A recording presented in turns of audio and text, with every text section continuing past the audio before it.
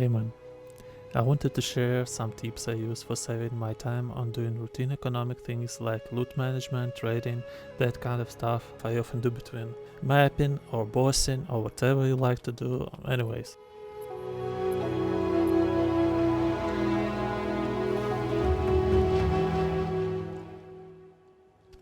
I start with control clicking an NPC. When I come back from my map, I usually go to this guy to identify my items first.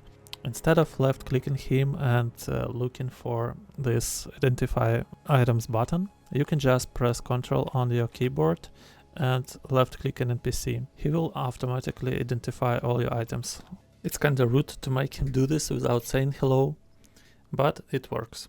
The same goes for disenchanting and selling stuff or buying stuff too. For Alva it will open currency exchange, for Tuyen, Rogue and Gwenan it will open their trading windows, and for Danik it will open a teleportation device for expedition.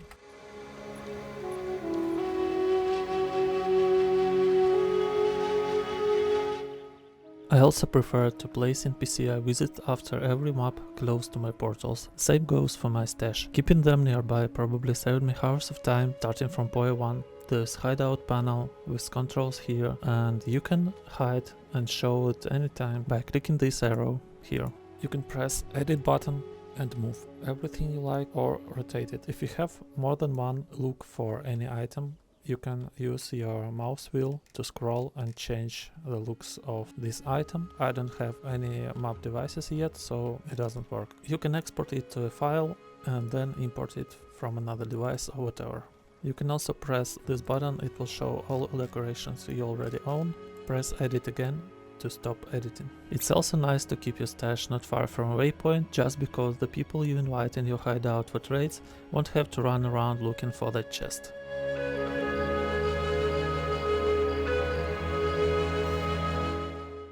In current version of the game we have a lot of huge maps. There is a lot of running included. You can speed it up by using shield, charge or blink. Just keep in mind, if you do not have much of attributes, you better find low level gems to do this. You can also utilize new keyboard movement in PoE 2 to sort your inventory while you are running to that next pack of monsters or elites. It is much easier now than it was in PoE 1.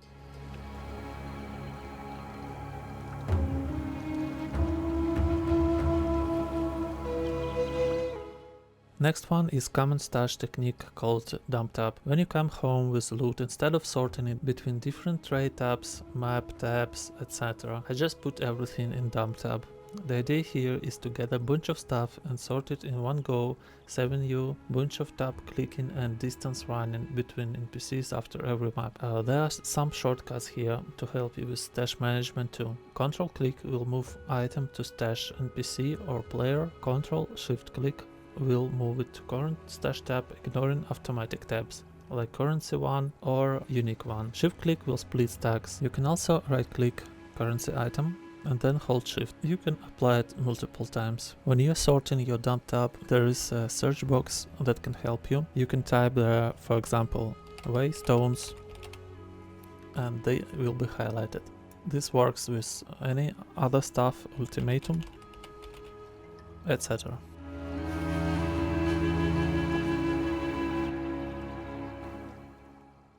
Map tab and map preparing.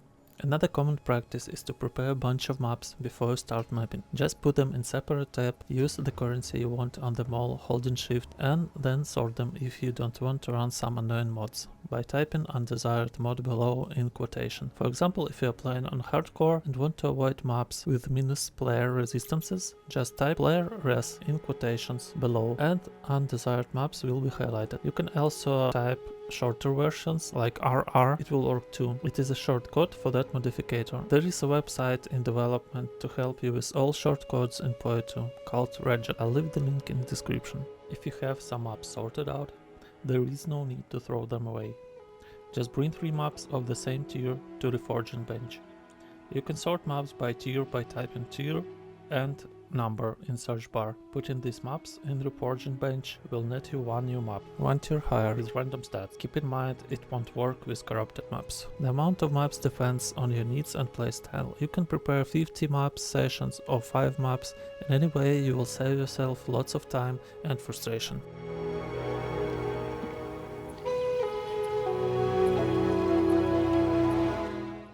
You can travel to your hideout in specific zones by typing hideout. This will work in campaign save zones and in other player hideouts. You can find more interesting chat commands by typing help. It is possible to key-bin those commands by using third-party macroses or some trade apps that have built-in macros system. There are a few of them already working with PoE 2. I'm currently using Exile Exchange 2.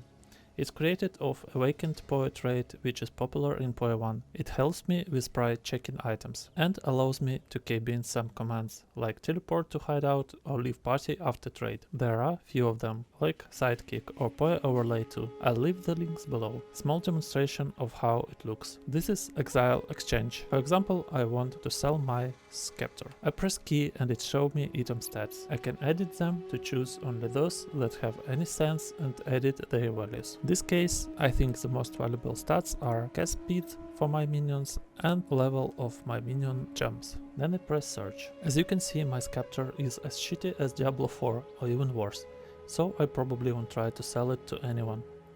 What I can do though is to get a rough idea of how much currency do I need for simple upgrade. For this I'll change stats I need to higher ones. As you see, my upgrade will cost at least 1 divine.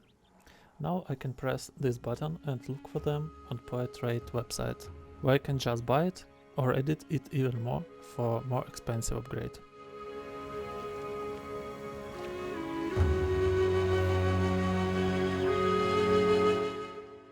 I highly recommend you to grab a loot filter. Item filters change the way item names are displayed on the ground and minimap and their drop sounds. Also, they can remove specific item you don't need from showing on your screen. I have 3 different filters for you to try. They can be installed simultaneously and changed or disabled on the go without exiting the game. Most of item filters won't hide any items until your character reaches high level zones, so you don't have to worry about missing something useful in campaign phase.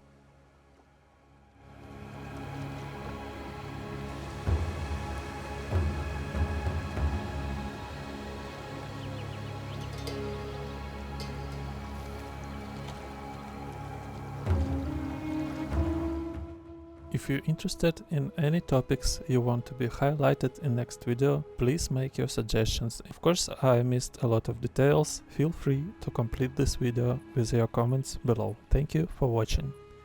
Stay safe, Exile.